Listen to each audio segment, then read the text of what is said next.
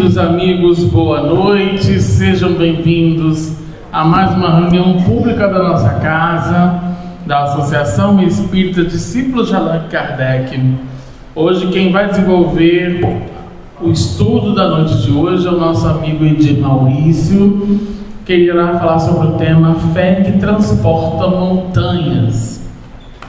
Mas antes disso, nós vamos fazer uma ambientação do livro Vinha de Luz, por Francisco Cândido Xavier, pelo Espírito Emmanuel, a lição 31, de ânimo forte. Está na segunda carta aos Timóteo, capítulo 1, na segunda carta de Paulo aos Timóteos, capítulo 1, versículo 7, que diz assim: porque Deus não nos deu o espírito de temor, mas de fortaleza, amor e moderação. E aí nós vamos aos comentários de Emmanuel diante da passagem, que diz assim: não faltam recursos de trabalho espiritual a todo irmão que deseje erguer-se, aprimorar-se, elevar-se. Lacunas e necessidades, problemas e obstáculos desafiam o espírito de serviço dos companheiros de fé em toda parte. A ignorância pede instrutores, a dor reclama enfermeiros, o desespero suplica orientadores. Onde, porém, os que procuram abraçar o trabalho por amor de servir. Com raras exceções, observamos na maioria das vezes a fuga, o pretexto, o retraimento. Aqui há temor de responsabilidade, ali receios de críticas, acolá pavor de iniciativa em benefício de todos. Como poderá o artista fazer ouvir a beleza da melodia se lhe foge o instrumento? Nesse caso, temos em Jesus o artista divino, em nós outros, encarnados e desencarnados, os instrumentos dele para a eterna melodia do bem no mundo. Se algemamos o coração ao medo de trabalhar em benefício próprio, como encontrar serviço feito que tranquilize e ajude a nós mesmos? Como recorrer à felicidade que não semeamos ou amealhar dons de que nos afastamos suspeitosos? Onde esteja a possibilidade de sermos útil, avancemos de ânimo forte para frente, construindo o bem, ainda que defrontados pela ironia, pela frieza ou pela ingratidão, porque conforme a palavra iluminada do apóstolo aos gentios, Deus não nos deu o espírito de temor, mas de fortaleza, amor e moderação.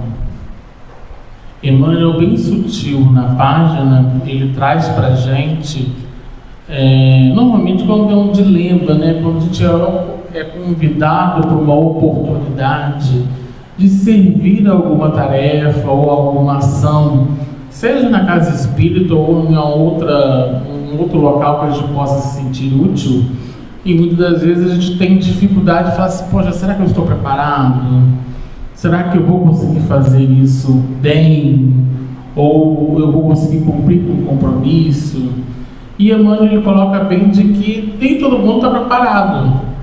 Ninguém vai estar preparado de início, Todo mundo ali vai ter ali lições de aprendizado, porque sabe que o trabalho, apesar de ofertar um trabalho que possa ser ofertado para outras pessoas, em benefício de outras pessoas, atender as necessidades delas, mas sabe que é pra gente, Volta tudo pra gente.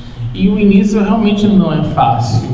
E aqui ele usa muito bem, ele coloca ele usa as palavras de temor, o temor da responsabilidade, o outro receio da crítica, daquelas pessoas de que não, o trabalho dele não foi legal, e aí a gente fica um pouco receoso a isso, ou o pavor da iniciativa em benefício dos outros. E aí ele cita como seria Jesus se recusasse esse trabalho. Ele coloca isso, né? Se Jesus não aceitasse essa oportunidade que ele veio de ensinar a trazer o sentido para nós, quem que faria?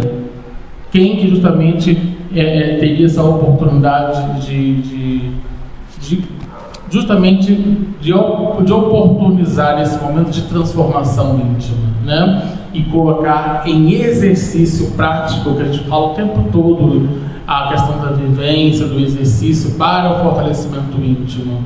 Então ele coloca bem, e ele coloca justamente de ânimo forte, ou seja, o nosso amigo Edílio vai falar da fé, né? A fé que ela ativa, ela precisa ter obras, ela precisa ser raciocinada, ela tem que ter uma base firme. E quando a gente justamente se remete a essa base, esse ânimo forte, é justamente de que entendemos e que ao longo do caminho, quando vem uma oportunidade, os obstáculos vêm, as dificuldades vêm. E é justamente a alternativa ali de a gente vencer esses obstáculos. Acho que cabe muito bem com o estudo que o nosso amigo vai falar daqui a pouco. Então, Emmanuel ele faz justamente esse convite de que aproveitemos as oportunidades, vamos refletir, buscar bastante reflexão e pensar nos nãos da vida que a gente justamente às vezes comete. Eu não tô afim de fazer essa não, elevando um pouco mais as lições desse teu Evangelho, para que a gente possa sair daqui oportunizando a tarefa consoladora de levar aos corações de nossos familiares, aos corações dos ciclos sociais com a qual convivemos, a necessidade de levar essa mensagem consoladora no papel da nossa transformação íntima, garantindo um convite precioso para auxiliar essa escola em regeneração. Nosso irmão Edir, junto com uma falange amiga que o protege, possa trazer para a gente ferramentas, instrumentos necessários para que a gente possa levar essa semeadura aos corações, principalmente daqueles que mais necessitam do contato dessa mensagem consoladora, e ao mesmo tempo que a gente possa, durante toda a reunião pública, mentalizar aqueles espíritos que passam por provações, por desafios, por sofrimentos, por dores, que a gente possa usar da consolação da doutrina espírita e do Evangelho Redivivo as ferramentas necessárias para caminharmos juntos, atendendo o convite de levar essa mensagem a todas as criaturas e auxiliar esse planeta em transição. Que o Senhor nos ilumine e nos proteja hoje e sempre, que assim seja, graças a Deus. Então, meus amigos, vamos passar a palavra então para o nosso irmão Edir, que ele vai falar sobre a fé transporta montanhas. Boa noite. Primeiramente, inicialmente, agradecer ao nosso Pai Maior por mais uma oportunidade de aprendizado, agradecer aos nossos bons espíritos que aqui estão, nos protegendo, também nos encaminhando no caminho do bem, do aprendizado, e agradecer a todos vocês que aqui estão, com as vossas energias, também a cada um coletivamente ajudando nesse aprendizado ou nesse caminho, nessa evolução, que é o papel, que é aquilo que nós estamos fazendo aqui nessa passagem, não é? Já que teremos outras e já tivemos algumas. Nosso tema de hoje é a fé que transporta montanhas. Ele está baseado no capítulo 19 do Evangelho segundo o Espiritismo, cujo título é O Poder da Fé. Há um texto bíblico em Mateus 17, 14 e 20, que diz o seguinte: quando ele veio ao encontro do povo, um homem se lhe aproximou e, lançando-lhe de joelhos a seus pés, disse: Senhor, tem piedade do meu filho, que é lunático e sofre muito, pois cai muitas vezes no fogo e muitas vezes na água. Apresentei-o aos teus discípulos, mas eles não o puderam curar. Jesus respondeu dizendo: Ó raça incrédula, até quando estarei convosco? Até quando vos sofrerei? Trazei-me aqui esse menino. E tendo Jesus ameaçado o demônio, esse saiu do menino, que no mesmo instante ficou são. Nós podemos entender, não é, que esse demônio provavelmente era uma obsessão que tinha esse menino, não é, e que Jesus, assim, livrando dessa obsessão, fez com que o menino ficasse bom na forma com que o pai colocava, que ele às vezes estava no fogo, às vezes estava na água, tentando dizer das inconstâncias desse menino, dos problemas que ele possuía em função dessa obsessão. E Jesus, o texto continua dizendo o seguinte: os discípulos vieram então ter com Jesus em particular e lhe perguntaram: por que não podemos nós outros expulsar esse demônio? Respondeu-lhes Jesus: por causa da vossa incredulidade. Pois em verdade vos digo, se tivesses a fé do tamanho de um grão de mostarda, direis a esta montanha: transporte daqui para ali, e ela se transportaria, e nada vos seria impossível. Então Jesus, a responder aos seus discípulos, que foram a ele saber por que eles, discípulos, não haviam conseguido salvar o menino daquele demônio, disse que faltava a eles, discípulos, fé. Que se eles tivessem a fé do tamanho de um grão de mostarda, desse tamanhozinho, todo mundo aqui deve conhecer, eles poderiam dizer para uma montanha: transporte daqui para lá, e a montanha passaria de um lado para o outro, e que nada seria impossível.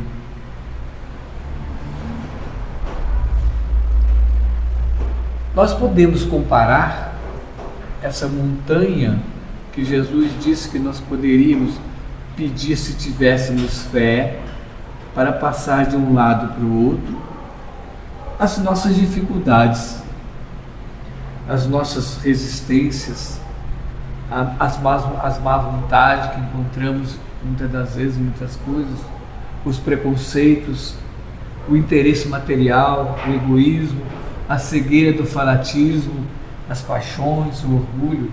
Certamente são essas as montanhas que nós encontramos na nossa vida, das quais precisamos de fé para transportá-las. Essa montanha que Jesus quis dizer, usando mais uma vez uma metáfora, que era o que ele usava muito, não era uma montanha de terra, uma montanha de pedra, mas aquela montanha que existe dentro de nós, que nós precisamos transportá-la de um lado para o outro em função das nossas necessidades, dos nossos erros, dos nossos problemas do dia a dia. Então, muitas das vezes, nós nos sentimos incapazes de mover as montanhas das nossas vidas, por causa do tamanho minúsculo da nossa fé, ou da falta da nossa fé. Então, certamente, Jesus quis dizer que, se nós tivéssemos a fé, como disse aos discípulos, do tamanho de um grão de mostarda, poderíamos transportar as montanhas da nossa vida de um lado para o outro, sem que acontecesse nada conosco. Certamente, essa magnitude da fé que importa, que faz a diferença. A fonte dela e sua conexão é o poder divino. Nada depende de mim ou de nós, e sim daquele que tudo pode, que tudo faz. Então a fé que nós temos, que precisamos ter, que muitas das vezes nos falta, mesmo que seja o tamanhozinho de um grão de mostarda, é algo de divino, algo que nós precisamos ter em função daquele que tudo pode e tudo faz. Então a fé do tamanho de um grão de mostarda é uma montanha, pode ser equiparada a uma montanha. A fé robusta que dá a perseverança, a energia e os recursos que fazem que se vençam os obstáculos, assim nas pequenas coisas como nas grandes. Muitas das vezes nós esbarramos no medo, na necessidade de acreditar, de imaginar que podemos avançar, de entender que aquilo que está dentro de nós nos faz dizer que precisamos perseverar, precisamos continuar para alcançar aquilo que queremos ou aquilo que desejamos, logicamente dentro do bem, dentro de um caminho bom. Essa é a fé que muitas das vezes nos falta. É a fé que muitas das vezes não nos permite remover nossas montanhas, os nossos problemas, as nossas dificuldades. Entendemos então a fé, assim como está colocado, como a confiança que nós temos na realização de alguma coisa, a certeza de que poderemos atingir um determinado fim ou objetivo. Essa é a fé que não só poderia estar faltando aos discípulos e que muitas das vezes nos falta, que muitas das vezes nós ficamos perdidos em frente às dificuldades e não conseguimos acreditar num poder maior que nos permitirá, com a nossa fé, avançar e alcançar aquilo que nós queremos.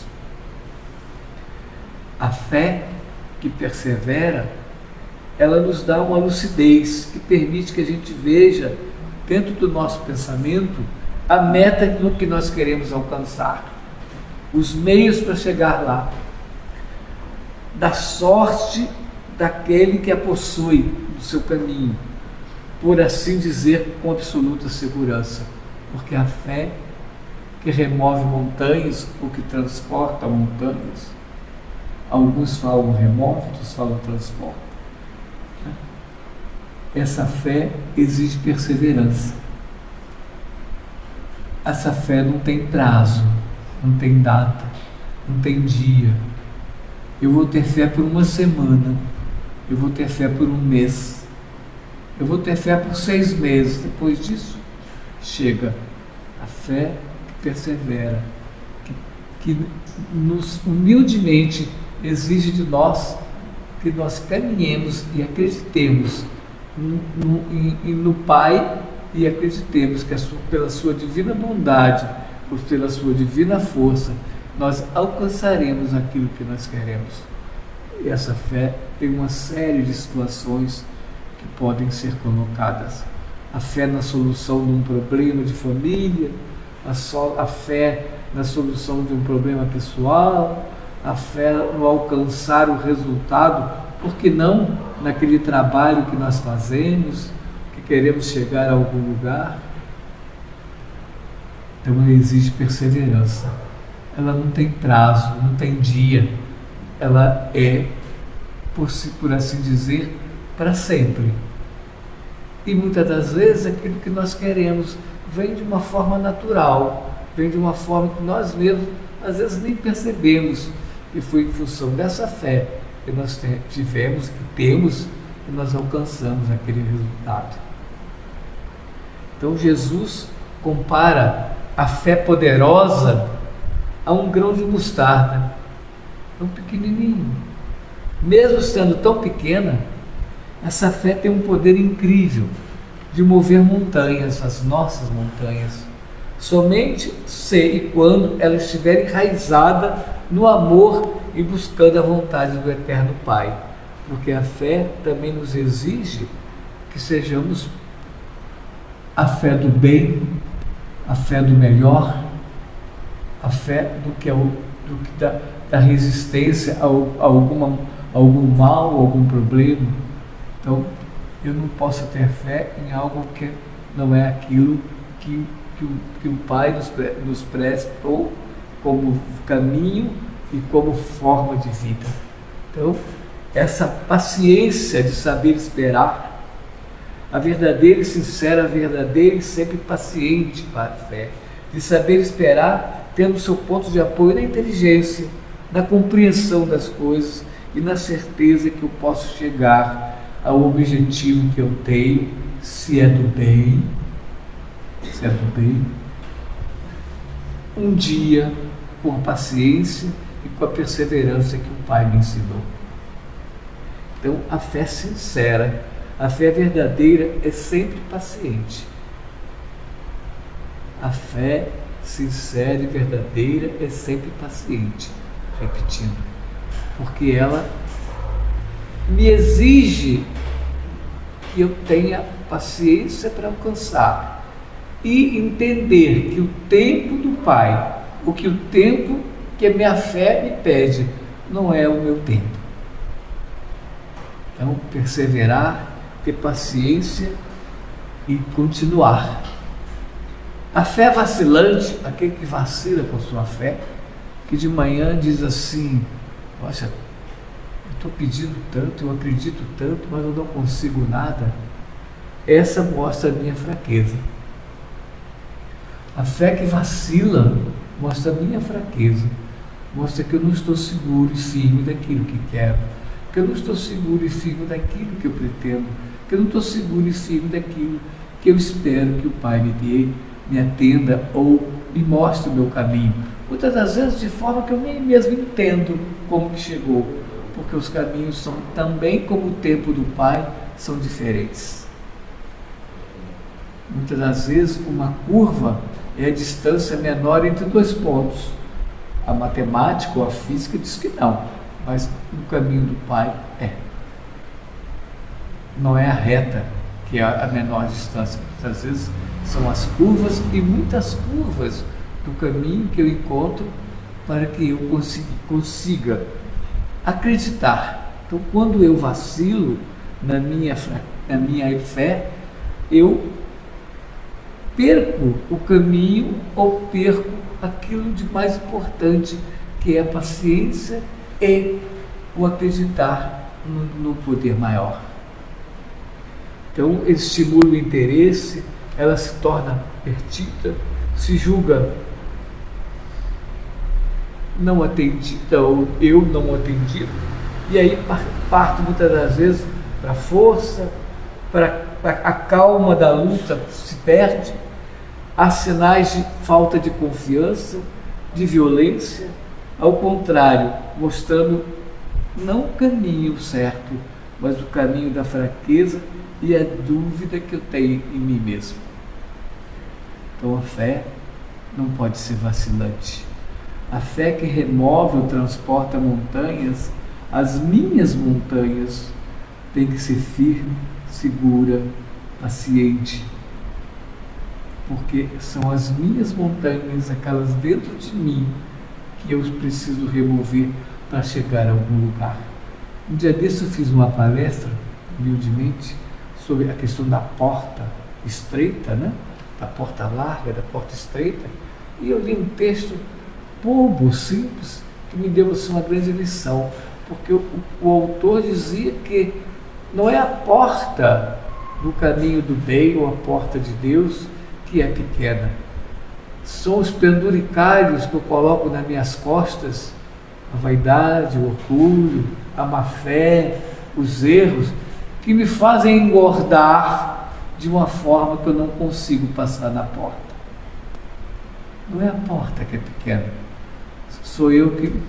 A porta é do tamanho dos ombros do Pai e eu posso passar, mas eu vou jogando nas minhas costas um monte de coisas e no final eu fico deste tamanho e não consigo passar dela. Então a fé, a paciência, a perseverança é como se eu conseguisse tirar de dentro de mim as montanhas que vão também me aumentando, que vão também prejudicando, que vão também não permitindo que essa fé continue da maneira como o Pai nos ensinou. Então, a verdadeira fé, e isso está em Kardec, não está em mim, a verdadeira fé se conjuga com a humildade. Aquele que possui deposita mais confiança em Deus do que em si próprio, por saber que simplesmente instrumento da vontade divina, nada pode sem Deus. Por essa razão é que todos os bons espíritos lhe vêm em auxílio. Porque quando eu conjugo a fé com a minha humildade, com a minha confiança em Deus, com a minha confiança no Pai, mais do que em mim mesmo, os bons espíritos que estão em volta, eles se juntam a mim nesse caminho para alcançar aquilo que eu desejo, que espero no Pai maior. Então, bons espíritos que não me vêm auxiliar quando eles me veem no caminho do bem e me veem no caminho da fé humilde.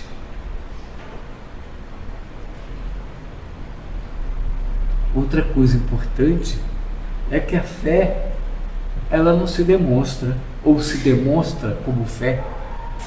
Por seu intermédio, o homem atua sobre o fluido, tudo aquilo que existe em volta dele, certo? Daquilo que muitas das vezes ele entende que é irresistível ou inacessível, mas decorre daquele poder fluídico normal que ele alcança. E muitas das vezes, ou quase sempre, aqueles que curam, aqueles que conseguem mudar para melhor a vida de muitas vezes, de muita gente, seja na cura de uma doença ou de um problema pessoal, eles simplesmente estão usando a fé que ele possui em Deus.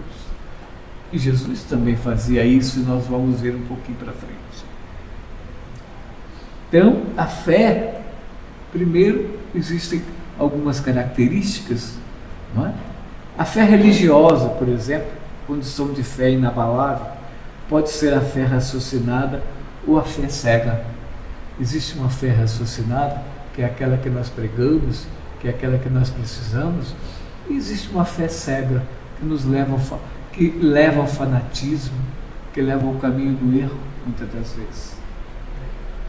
Então, examinando a fé cega, aceita sem verificação muitas das coisas, e muitas coisas que levam para o caminho do mal, o caminho do erro, ou do caminho do perdido. Um dia eu estava no ônibus, e na minha frente 2 homens conversavam. Eu não sou fofoqueiro, não, eu estava só ouvindo os 2 conversarem, né? Estavam falando, estavam ouvindo. E um dizendo para o outro: se você tiver fé, eu jogo um saco de brasa aqui no chão e você pisa e não queima os pés. Eu vi e fiquei pensando, seria assim? Seria isso fé? Uma fé raciocinada que me leva a acreditar que eu posso jogar um saco de brasas no chão e pisar em cima e que ele não vai, que eu não vou queimar os pés? Talvez seja essa fé que tenha levado, todo mundo aqui deve conhecer a história de Jim Jones, em Porto Rico, há uns 30 anos atrás talvez, que numa reunião fez com que todos acreditassem que a morte por veneno, por envenenamento, seria o caminho da salvação, e todos tomaram veneno, todos morreram, milhares. Há uma passagem, que eu não vou citar de onde, para não ficar envolvendo situações religiosas, há uns 40 anos atrás, não menos, um cidadão fez um espetáculo no Maracanã, um espetáculo religioso, e num determinado momento ele disse: aquele que tem fé, joga o seu óculos fora, porque não vai precisar mais dele. Disse o pastor, fechando lá. E todo mundo jogou seus óculos, e logo imediatamente foram juntando os óculos. Um jornalista ali assistindo viu que ele não havia jogado seu óculos. Todos que o ouviram jogaram, mas ele não jogou o dele. E o jornalista chegou perto dele e disse: fulano, O Senhor disse que todos poderiam jogar seus óculos fora, que não precisariam mais dele. Mas o Senhor não julgou. E ele respondeu: mas eu não tive fé. Eu não tive fé. Então, muitas das vezes a fé cega leva as pessoas a fazerem coisas não por uma fé de fato uma divina, numa fé do Pai, numa fé na certeza, mas numa fé elevada. Isso é muito complicado. Todas as religiões, é lógico, têm seus artigos, seus aspectos de fé, né? Mas pode ser uma fé raciocinada ou pode ser uma fé cega. A fé cega aceita tudo sem verificação. Assim, o verdadeiro como o falso, levado ao excesso, produz fanatismo. O fanatismo é caminho distorcido da fé. Todo aquele que é levado pelo fanatismo começa acreditando que tem fé em alguma coisa, em Deus ou o que seja, e um dia ele se torna um fanático, porque a linha é tênue, e ele então descobre que ele é um fanático e não tem fé. A fé dele se perdeu num caminho que não é o caminho do Pai, que é o caminho da fé raciocinada, entendida. Então, a fé cega é a fé que nós não devemos acompanhar ou seguir. Temos sempre que raciocinar que ter fé, remover as nossas montanhas que nós temos dentro de nós, é algo em acreditar no Pai, acreditar na força de Deus e acreditar na paciência e na perseverança que devemos ter para alcançar. Então, a fé raciocinada, a criatura então crê, porque tem certeza, e ninguém tem certeza senão porque compreendeu. Toda vez que a minha fé, a fé que eu tenho no Pai, a fé que eu tenho na obra divina, a fé que eu tenho que me leva à paciência de alcançá-la, bate em mim, é porque eu compreendi isso e não fui levado por qualquer voz, ou qualquer palavra, ou por qualquer entendimento errôneo de que a fé é seguir um determinado caminho, do que a fé pode me levar a pisar num saco de brasas e não queimar os pés. Então, a fé raciocinada é uma fé inabalável, que pode encarar de frente a razão em todas as épocas da humanidade, porque ela não se dobra, é inabalável e pode encarar de frente a razão em todas as épocas, em todos os momentos. Outra coisa importante é que a fé não se prescreve e não se ensina. Prescrever, que eu quero dizer aqui, vou citar um exemplo. Eu vou num médico, ele prescreve uma receita para mim, certo? Uma palavra nem muito usada hoje em dia, né? Mas prescrevia. Eu ia no médico, o médico prescrevia para mim uma receita. Quando eu falo que a fé não se prescreve, é que eu quero dizer, eu não, Kardec, desculpe, o eu não é, o que eu quero dizer é que eu não posso prescrevê-la para outra pessoa, a fé é dele, é dela, certo? Eu não passo a minha fé para outro, eu posso até, no sentido amplo, geral, qualquer um de nós, eu posso até levar uma pessoa com conhecimento, com estudo, com orientação a ter fé, mas a minha fé nunca passará para ele. Nunca eu tenho condição e terei de passar a minha fé para alguém e nem prescrevê-la. Então, ela não prescreve e nem se impõe. Eu não imponho a ninguém por fé. Não existe isso. Por isso é que quando eu digo que alguém diz que eu posso fazer isso e que não queimar os pés ou qualquer outras coisas, tem diversos exemplos, isso parece imposto. Então, ela não se impõe, ela é minha e é meu caminho que eu devo procurar para tê-la, falando verdades espirituais básicas e de tal forma acreditar particularmente. Dessa forma, A fé que me compete procurá-la, acreditá-la. Nada melhor do que desejá-la, certo? De forma de crer e poder, não como a resistência do incrédulo que cede a palavras, a formas que eu não compreendo, que a pessoa não compreende e caminha por aquele destino, por aquela forma, sem fazer com que chegue a lugar nenhum e muitas das vezes chegando até um lugar que não é nada ligado ao caminho que o Pai me ensinou. Então, muitas das vezes se apresentam certas coisas que não me traz uma base que a fé necessita ter. Base que é a inteligência daquilo que eu devo crer. E para crer não basta ver, é preciso sobretudo compreender. Tomé, um dos 12 apóstolos, logo depois que Jesus volta, volta, ele se materializa e entra numa reunião onde estavam os apóstolos, mas Tomé não estava. E um deles diz assim: vimos o Senhor. Mas ele lhes disse: Tomé, se eu não vir as marcas dos pregos nas suas mãos, não colocar o meu dedo onde estavam os pregos e não passar a minha mão no seu lado, eu não vou crer. Palavras de Tomé aos seus amigos discípulos. Uma semana mais tarde, Jesus novamente aparece no grupo e Tomé estava. Jesus então vira para Tomé e diz: apesar de estarem trancadas as portas, Jesus entrou, Jesus então diz a Tomé: coloque o seu dedo aqui nas minhas mãos, veja as minhas mãos, estenda a mão e coloque do meu lado, pare de duvidar e creia. E Tomé, extasiado, diz: Senhor, o Senhor é meu Deus, o Senhor é Jesus, é meu Deus. E Jesus então diz para ele: porque me viu, você crer? E diz: feliz os que não viram e creram. Está em João 20. Há inclusive um texto, uma frase muito comum que as pessoas falam assim: eu sou igual Tomé, tenho que ver para crer, não é?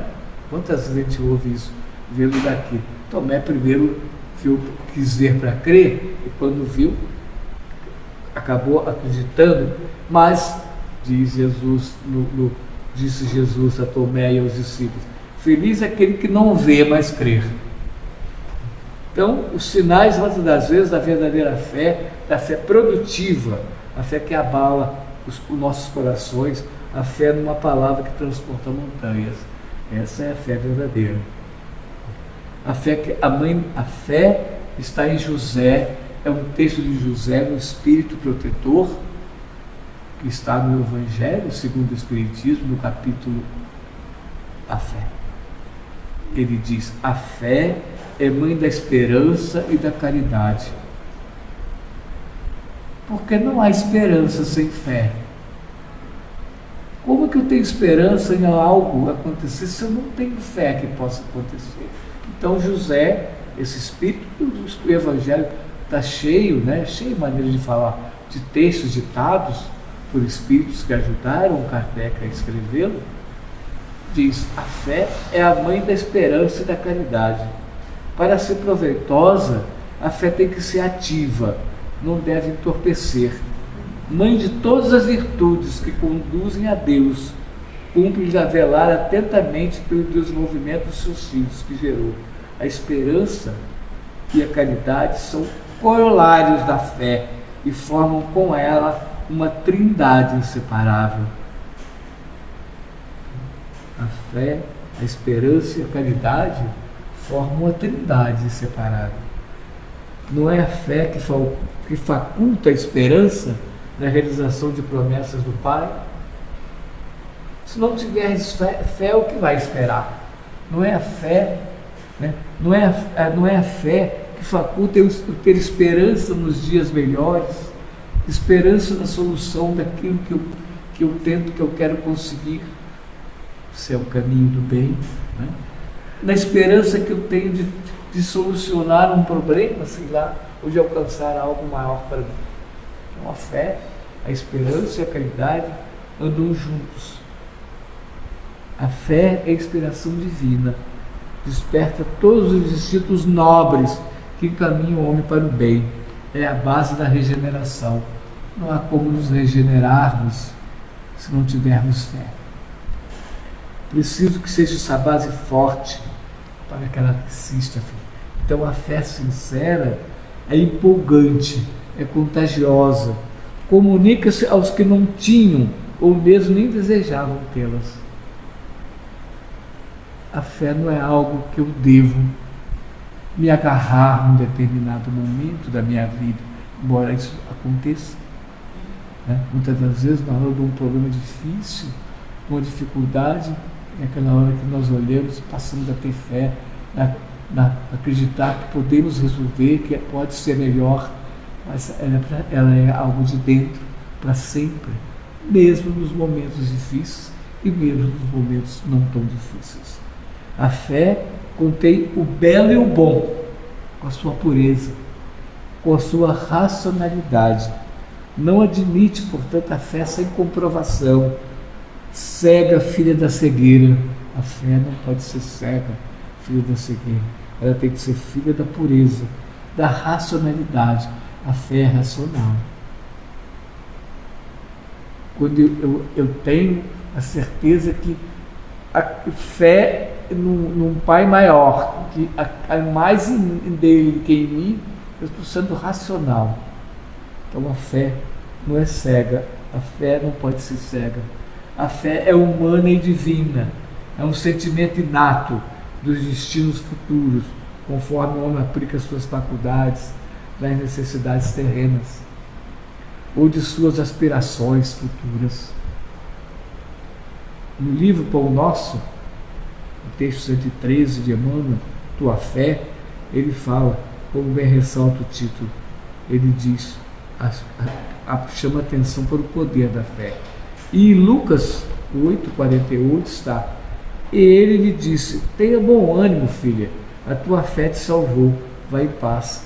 Todas as vezes, e nós vamos achar centenas de textos dessa forma na Bíblia, todas as vezes que alguém vinha a Jesus procurá-lo, buscando uma solução, e ele conseguia, e a pessoa então, embevecida, caía de joelhos, abraçava, e ele dizia, não agradeça a mim, a tua fé te salvou. Bom? E Jesus diz, vê, a tua fé te salvou. Em Lucas 17, 19, nós encontramos, levanta-te e vai, a tua fé te salvou. E Jesus disse à mulher, a tua fé te salvou, vai-te em paz. Ele diz em outro texto de Lucas, tenha bom ânimo, filha, a tua fé te salvou. Vai, a tua fé te salvou. E logo vimos seguida Jesus pelo caminho. Ou seja, todas as vezes que ele fazia, que algo acontecia em função dele, a alguém, e ele fazia questão de dizer, não agradeça a mim, não fui eu que te salvei, não fui eu que te curei, agradeça ao nosso Pai, foi a tua fé nele que salvou você. Então, há um texto em Lucas que diz, mas eu roguei por ti, para que a tua fé não desfaleça, e tu, quando se converteres, confirma teus irmãos. Ou seja, a fé que corrige, a fé a fé que salva, a fé que cura, e que Jesus, o nosso grande mestre, fazia questão de dizer sempre, quando alguém lhe procurava, e ele dizia, a tua fé te salvou. Há uma passagem em Lucas 18, 35, 43, que conta a história do cego de Jericó. A história de cego de Jericó dá uma palestra, certo? Vamos citar aqui o texto, que é importante. E aconteceu que, chegando ele perto de Jericó, que era um lugar, uma cidade, vamos dizer assim, estava um cego assentado junto do caminho, mendigando. E ouvindo passar a multidão, perguntou o que era aquilo. E disseram: é Jesus o Nazareno que está passando aqui. Então clamou ele, o cego: Jesus, filho de Davi, tem misericórdia de mim. E os que iam passando repreendiam o cego, para que ele se calasse. Mas ele clamava ainda mais: filho de Davi, tem misericórdia de mim. Então Jesus ouviu, parou e disse: tragam ele a mim. E chegando a ele, perguntou-lhe Jesus: que queres que te faça? E ele disse: Senhor, que eu veja. E Jesus lhe disse: vê, a tua fé te salvou. Ou seja, naquele momento, a fé de um cego o havia salvado também. Então, a fé do tamanhozinho de uma semente de mostarda pode fazer toda a diferença, e faz toda a diferença quando nós acreditamos, temos entendimento de que ela é algo que nos leva às soluções do Pai, que nos leva ao caminho do Pai. Que eu acredito mais do que em mim mesmo, como diz lá no texto. É preciso ter a fé e acreditar, e a paciência, a tolerância. Mas tem 6 meses, eu tenho fé, acredito, peço, mas não acontece nada. Essa é a fé vacilante. Não é a fé raciocinada, não é a fé no Pai, não é a fé no maior, não é a fé que Jesus nos ensinou, dizendo sempre: vá, a tua fé te salvou. A fé tem que ser perseverante, firme, paciente, para que eu construa dentro de mim aquilo que Deus me pede dentro de mim, porque Ele está dentro de mim. Muitas das vezes, não é? As pessoas falam assim, aqueles que não têm pouco conhecimento, não é o nosso caso, felizmente, diz assim: mas Jesus tudo vê, mas Deus tudo vê, melhor dizendo, né? Mas Deus tudo vê. Sim, Deus tudo vê. Mas como?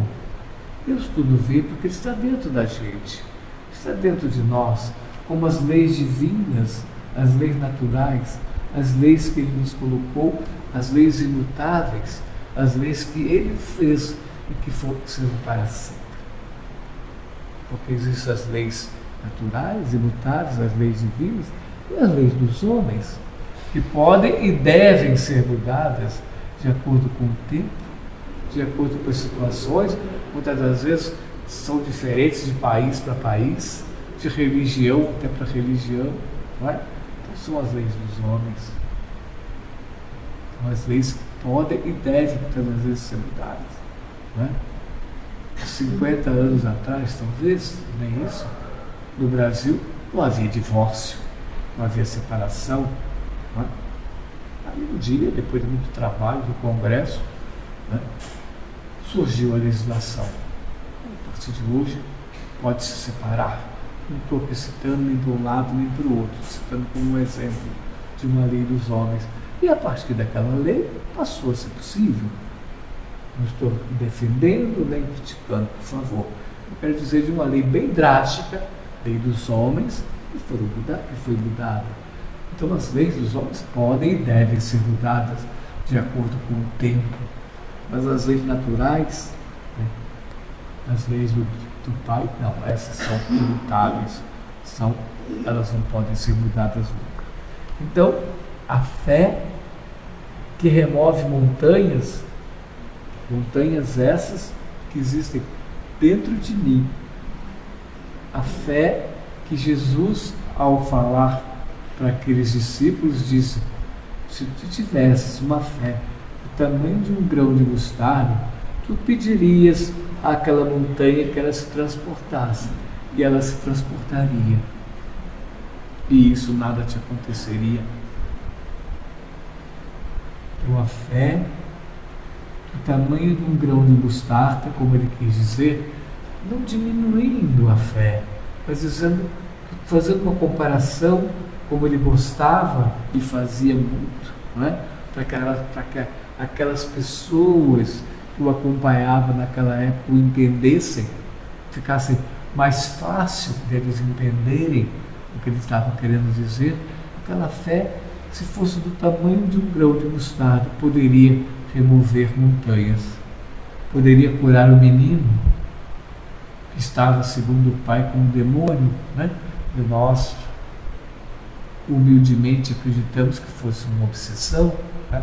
O menino Aura estava na água, no fogo, uma expressão usada talvez na época do desequilíbrio mental daquela pessoa, que uma hora estava na água, outra hora estava no fogo, porque ele quis dizer: vocês não curaram, porque a fé lhes faltou, que poderia ser do tamanho de um grão de mostarda, que seria, vocês conseguiriam fazer. A fé que remove montanhas, ou que transporta montanhas, é a fé que nós temos no Pai, na força de Deus, na força divina, muito mais do que as nossas, para remover as nossas montanhas. Não uma montanha física, uma montanha de terra, uma montanha de pedras, mas a montanha dos nossos problemas, das nossas fraquezas, das nossas desilusões, dos nossos erros, das nossas maldades, muitas das vezes, que nos tira, que nos pesa, que não nos permite caminhar no caminho certo. Então, a fé que precisamos ter na palavra do Pai, a fé que precisamos ter na força divina, a fé que transporta montanhas, é essa fé. E a fé raciocinada. Jesus nunca pregou, e nem na Bíblia, penso eu, existe qualquer texto que fala numa fé desequilibrada, perdida, uma fé cega, onde alguém diz: faça isso e eu farei. Pule do quinto andar, pisa em cima de um saco de brasa que seus pés não irão queimar. Não existe. Vamos lá. Porque nosso Pai nunca pediu essas coisas, nem nunca caminhou nós para nenhum desses lados. Ele sempre nos pediu que nós pudéssemos acreditar, ter fé, raciocinando, compreendendo, acreditando. Por isso é que Jesus pregava, por isso que ele fazia suas metáforas, para que todos aqueles que o vissem entendessem o que ele queria dizer. Não há em nenhum momento, porque ele não lia, né? Fazia tudo dele, né? Não há nenhum momento, nenhum texto dele, onde ele impusesse alguma coisa para alguém, onde ele colocasse alguma coisa para alguém, que dissesse: é isso, é esse o caminho, vá por aqui, porque esse é o caminho do Pai, e ele que nos salvará ou te salvará, né? Então, não existe essa imposição, ou essa cegueira da fé, que muitas das vezes nós vemos e assistimos, até com muita tristeza, como dois casos aqui que eu citei, 3, nós poderíamos citar muitos, que todos os dias acontecem, não é? Certo? Da água que me faz, em cima de um carro, ganhar outro carro, do tijolo que eu compro e que me permite amanhã ficar milionário, e uma série de coisas que tem o caminho da fé, que colocam o nome de fé, mas que de fé não tem nada, porque fé da cegueira não é a fé do Pai. A fé do Pai, ela tem raciocínio, tem entendimento, tem forma de ver, forma de enxergar. A fé que pode ser do tamanhozinho de um grão de mostarda, mas que me permite transportar, remover as minhas montanhas, os meus males, os meus problemas, os meus desenganos, as minhas incertezas, as minhas maldades, que muitas das vezes faço, enfim, que me permite me regenerar, que me permite mudar, entender as coisas de uma maneira diferente e com isso também trazer maturidade ao meu espírito, maturidade tão necessária e aprendizado ao meu espírito. Um dia desse eu assisti um pedacinho de um texto, de uma palestra de uma pessoa que eu gosto muito, meu amigo, me ensinou muito, aliás, me levou para o caminho do Espiritismo. Ele fez a seguinte pergunta para o auditório: quantas vezes você alimenta seu corpo por dia? Provavelmente alguém disse, ou ele mesmo deduziu, umas 4 vezes.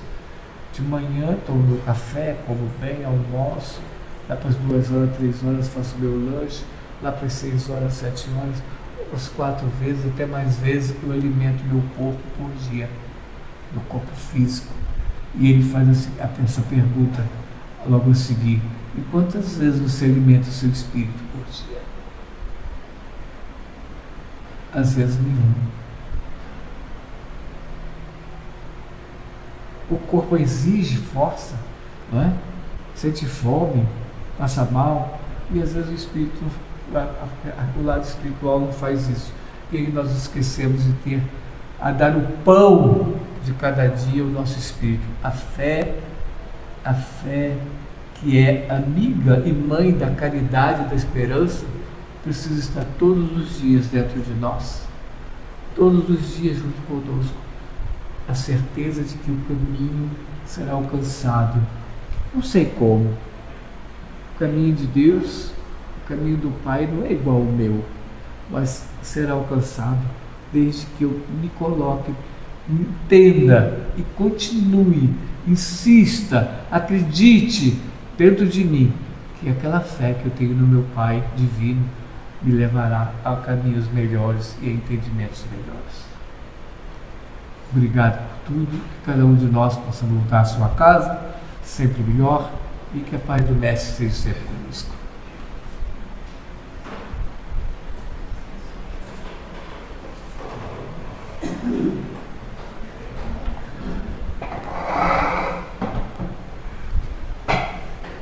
Agradecemos ao nosso amigo Edir pela reflexão oportuna, né, na noite de hoje. E convidamos para a próxima palestra, que é de domingo. Quem estará com a gente é o Adriano. Ele vai falar sobre o tema Não se turbe o coração, serenidade em tempos de aflição. E na próxima quarta-feira, João Carlos vai estar com a gente falando sobre a parábola do bom samaritano. Então já coloca na nossa programação, já quase encerrando já o mês de agosto com os estudos da casa, né? 2 recadinhos, lembrando de que nós já continuamos com a nossa campanha, né? Nós estamos antecipando esse ano, fazendo por 2 etapas a campanha de Natal, das cestas natalinas, que todo ano a gente oferta ao pessoal que recebe a sopa fraterna lá no Parque Maíra. Para quem não conhece, nesse finalzinho de ano, né, a sopa fraterna ela entra no período de recesso, e aí a casa ela oferta uma cesta para justamente suprir esse período de recesso que a sopa faz nos finais de ano, né? Então, esse ano nós optamos por fazer uma primeira etapa, uma campanha de higiene corporal e material de limpeza. Então, detergente, sabão em pó, sabonete, pasta de dente, papel higiênico. Nós estamos recebendo esses itens, tá? Sempre nos períodos da palestra, pode deixar ali no carrinho, ou então deixar na secretaria. E também nas atividades da casa que estiver aberta, quem desejar deixar aqui, disponibilizar, fica à vontade, tá bom? A gente já está fazendo a primeira etapa dessa campanha, e aí em outubro nós vamos iniciar os itens perecíveis, tá? Os itens que nós vamos colocar junto nas redes sociais, nas mídias, mostrando quais são os itens que nós vamos precisar para as cestas básicas. Outro recadinho é uma forma de agradecimento, né? Ontem a gente concluiu uma etapa da obra da casa. Nós estamos fazendo arrumamos a calha que estava ali meio com a força do vento, né? Ela estava em risco e a gente chegou a arrumar. E aí isso é graças à campanha que nós estamos ofertando de pessoas que estão contribuindo com a manutenção com as obras da casa, né? Existe uma plaquinha ali no quadro de avisos que nós estamos fazendo um movimento de arrecadação, né? Ou então é um movimento colaborativo para que a gente possa destinar algumas obras, né? E nós vamos indo agora para uma segunda etapa, que é justamente a etapa dos pisos na entrada da casa, né? A gente não tem pisos na parte de entrada ali, nós já vamos iniciar. Então, todos aqueles que auxiliaram ou que estão nos auxiliando, nossos agradecimentos, e ainda contamos ainda com a ajuda de todo mundo para prosseguirmos com a nossa programação, com a nossa campanha e não afetar também as necessidades da casa que a casa obrigatoriamente todo mês também exerce, né? Então, nossos agradecimentos. Nas segundas-feiras nós estamos no estudo sistematizado da doutrina espírita às 19 horas, é um estudo aberto para o trabalhador, mas para todos aqueles também que queiram conhecer um pouco da doutrina espírita. É um estudo que envolve todas as obras básicas. Então, às 19 horas nós temos o estudo sistematizado da doutrina espírita. E temos um plantão de passe na segunda-feira, às 8 horas da manhã. E também nós estamos no sábado, que a gente falou da sopa fraterna, às 7 horas da manhã. Eles estão aqui fazendo a execução desse trabalho, tá bom? Qualquer dúvida, nós estamos à disposição também. Sorteio? Escolhe para a gente um número de 1 a 14. Número 14, 7. 7. Quem é 7? Rosilene ganhou Primícias do Reino. É um livro raro, tá? Um livro raríssimo. Depois você pega aqui com a gente. Então vamos levar nossos pensamentos então, né? Agradecer ao amigo mestre Jesus, aos amigos espirituais que nos acompanham, agradecer a oportunidade bendita de estarmos nessa casa espírita querida, tendo a oportunidade de refletir, de meditar as lições do Evangelho, para que a gente possa colocar em exercício e vivência no convívio com a família, no convívio com a sociedade, mas ao mesmo tempo tendo ferramentas preciosas para a transformação íntima, retirando as mazelas do homem velho na construção do homem novo. Agradecemos a oportunidade de estarmos aqui em oferta de trabalho para que a gente possa continuar levando a palavra consoladora a todos aqueles que anseiam que estar próximos dessa palavra, dessa mensagem, ou que simplesmente necessitam desse empurrãozinho para caminharmos juntos frente a esse planeta em regeneração. Pedimos amparo e proteção a todos os trabalhadores, frequentadores, participantes, voluntários dessa casa, e que a gente também possa mentalizar e vibrar para todos aqueles espíritos que passam por provações no caminho, por dificuldades, ou que necessitam do contato com essa palavra consoladora, para que possamos estar à frente aí o compromisso proposto de auxiliar essa escola planetária em transição. Mais uma vez agradecemos a toda a oportunidade que nos destes. Que Deus nos abençoe hoje e sempre, que assim seja, graças a Deus. Queridos amigos, aqueles que desejarem a paz, só aguardar que serão chamados, tá? Tenham todo mundo uma boa noite.